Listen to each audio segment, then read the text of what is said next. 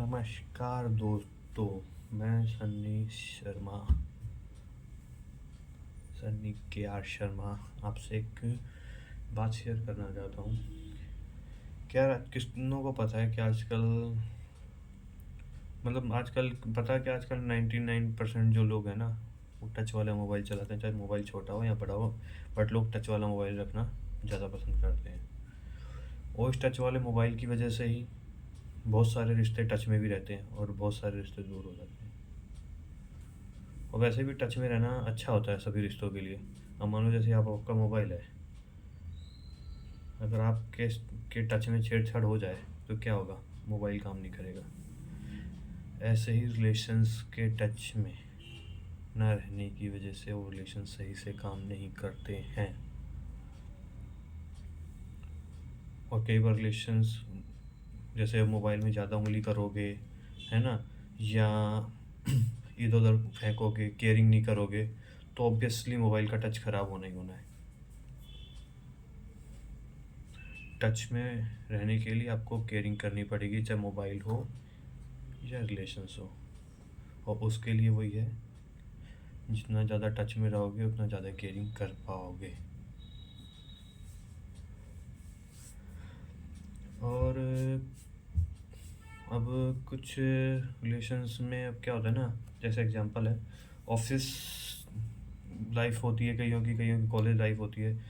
बंदा बचपन से जिनके टच में रहता है, फिर कॉलेज के बाद आते आते या स्कूल टाइम आते आते वो टच पीछे छूट जाता है।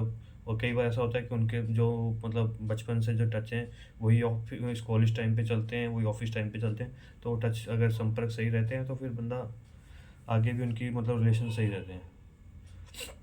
ऐसे ही कई बार क्या होता है कि मान लो एक कोई इंसान है, मान लो मैं ही हूँ, मेरे बचपन में फ्रेंड अलग थे गाँव में, है ना। उसके बाद जब मैं स्कूल लाइफ में आया तो मेरे फ्रेंड चेंज हुए, उसके बाद स्कूल चेंज हुआ तो फ्रेंड चेंज हुए। बेस्ट फ्रेंड मेरा फिर भी अमूमन एक ही था मेरे गांव में, बट क्या है कि फ्रेंड्स बहुत थे। बट जब मैं जॉब में आया, है ना, तो फ्रेंड जो मेरे पीछे छूट गए थे, तो उनमें कुछ लोगों से संपर्क में था, कुछ में नहीं था। एक फ्रेंड है मेरा, शुभम अरोड़ा, जो कि मेरे संपर्क में सबसे ज़्यादा रहा, है ना। वो नॉर्मल फ्रेंड था मेरा, वो उसके लिए मैं बेस्ट फ्रेंड था, बट वो मेरे लिए नॉर्मल फ्रेंड था। बट वो तो वही है कि वो मेरे संपर्क में रहा है और अभी भी रह रहा है। तो उसके साथ मेरी अच्छी दोस्ती है अभी भी, सुख दुख सब चीज़ थे।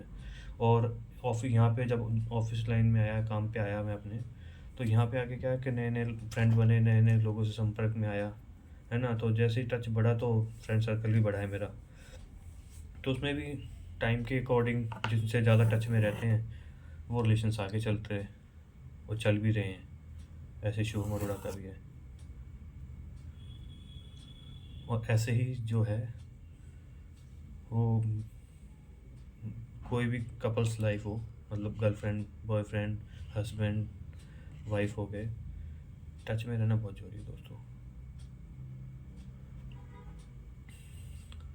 अगर आप रिलेशंस की केयर करोगे ना, रिलेशंस के टच में रहोगे, तो आपके रिलेशन ख़राब नहीं होते। जैसे कि आजकल यूट्यूब, इंस्टाग्राम, फेसबुक वगैरह पे बहुत सारी रील्स आती हैं कि कपल्स के रिश्ते ख़राब होते हुए दिखाई देते हैं।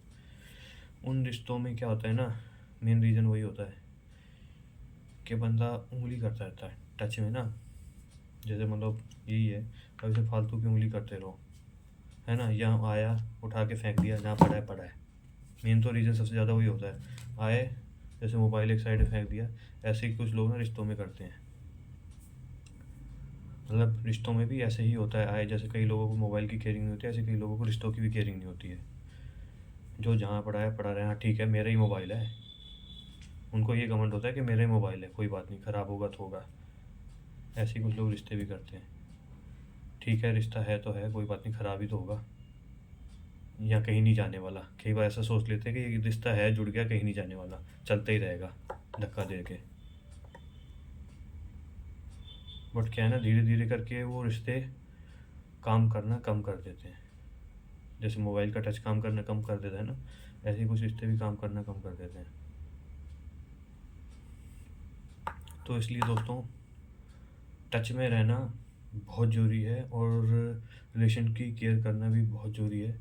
और अगर आप रिलेशंस की केयर नहीं कर पाओगे, तो आप टच में नहीं रह पाओगे, आपका टच सही से काम नहीं करेगा। जैसे आप मोबाइल की केयर नहीं करोगे ना, तो थोड़े टाइम के बाद वो उसका टच ख़राब होना ही होना स्वाभाविक है, ऐसे ही रिश्तों का भी है। हर चीज़ का एक लिमिट होती है, एक टाइम होता है। आप उस रिलेशन को छोड़ के बाहर के लोगों के टच में ज़्यादा रहोगे, तो आपका रिलेशन ख़राब होगा ही होगा, चाहे उसमें आदमी हो या हो औरत, कोई भी हो सकता है, किसी एक पे ब्लेम नहीं है। इसलिए टच में रहना बहुत ही ज़रूरी है और सबसे मैं यही कहूँगा और रिक्वेस्ट करूँगा, बाकी सबकी अपनी-अपनी सोच है कि टच में रहें, अच्छे से रहें, रिलेशंस को अच्छे से चलाएँ। Bye bye, good night.